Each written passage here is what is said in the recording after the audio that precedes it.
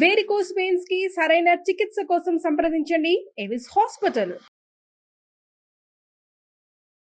నమస్కారం, నేను రమారావి. ఇప్పటిదాకా ఎన్నో రకాల కథలు చెప్పుకున్నాం మనం.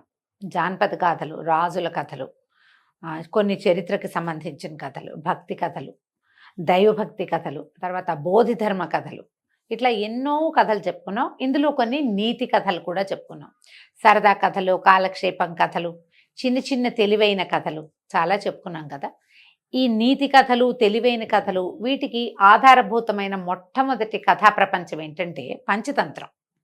అయితే ఈ పంచతంత్రము మనకి 1000 సంవత్సరాల కంటే ముందే రాయబడింది సంస్కృతంలో. విష్ణు శర్మ అనే పండితుడు ఈ పంచతంత్రాన్ని మొట్టమొదటగా భారతదేశానికి అందించాడని చెప్తారు.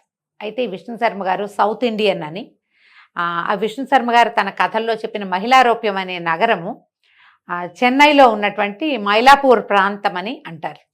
అంటే ఈ కథా సాహిత్యం మీద చరిత్రకారుల అభిప్రాయం అది. తర్వాత కాలంలో ఏమైందంటే ఇదే పంచతంత్రాన్ని నారాయణ పండితుడు అనే ఒక నార్త్ ఇండియన్ పండితుడు సంస్కృతంలోనే హితోపదేశం పేరుతోటి 4 భాగాలుగా చేశారు.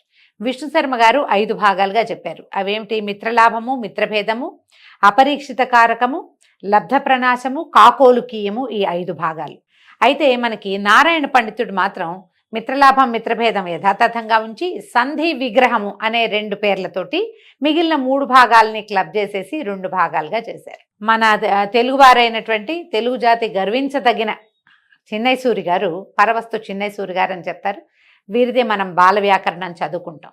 వీరేం చేశారు? నీతి చంద్రిక పేరుతోటి ఈ హితోపదేశాన్ని తెలుగులోకి యథాతథంగానే అనువాదం చేశారు. అయితే పంచతంత్రంలో చెప్పబడిన కథలు, హితోపదేశంలో చెప్పబడిన కథలు మొత్తం కలిపి ఆల్టుగెదర్ పంచతంత్రంగానే చెలామణిలో కనపడుతూ ఉంటాయి మనకి.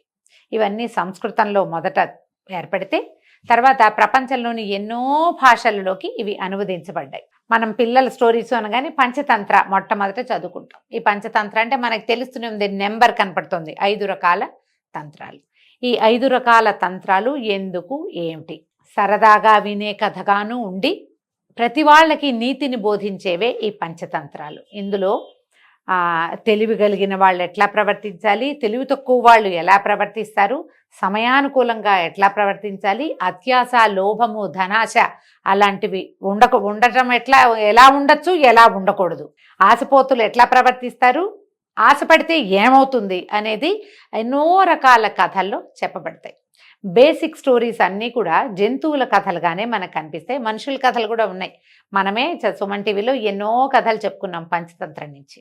అయితే పిల్లల కోసం ప్రత్యేకంగా కొన్ని జంతువుల గాథలు అందించాలనే ఉద్దేశంతో ఈ కొత్త సిరీస్ స్టార్ట్ చేశాం. అయితే పిల్లల కోసం అని నేను చెప్పాను. మా వాళ్ళు పంచతంత్ర స్టోరీస్ అని క్యాప్షన్ కూడా పెడతారు, థంబ్నెయిల్ అదే కనిపిస్తుంది. కానీ పంచతంత్రం పిల్లల కోసం మాత్రమే అని పొరపాటును కూడా అనుకోవద్దు, పెద్దవాళ్ళకు కూడా అవసరమే.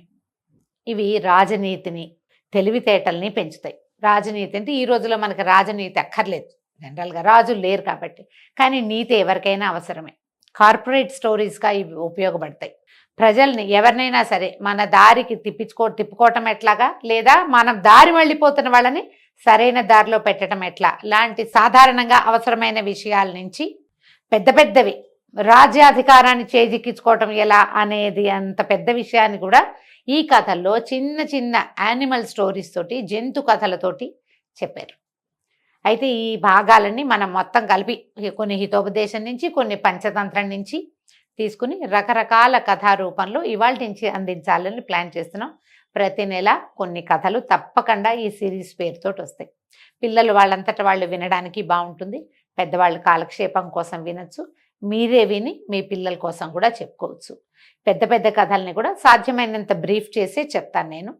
పంచతంత్రంలోదైతే ఇది పంచతంత్రం నుంచి తీసుకున్నానని చెప్తాను. హితోపదేశం అయితే మీ హితోపదేశం అని కూడా చెప్తా. మీరు కావాలంటే ఆయా పుస్తకాలు కొనుక్కుని సంస్కృతం నుంచి ట్రూ ట్రాన్స్లేషన్ చేయబడిన పుస్తకాలు కూడా దొరుకుతాయి. అవి మీరు తెచ్చుకుని చదివి పిల్లలకి చెప్పేందుకు ఈ కథలని వాడుకోండి. ఈ రోజు నుంచి స్టార్ట్ చేయబోతున్నాము.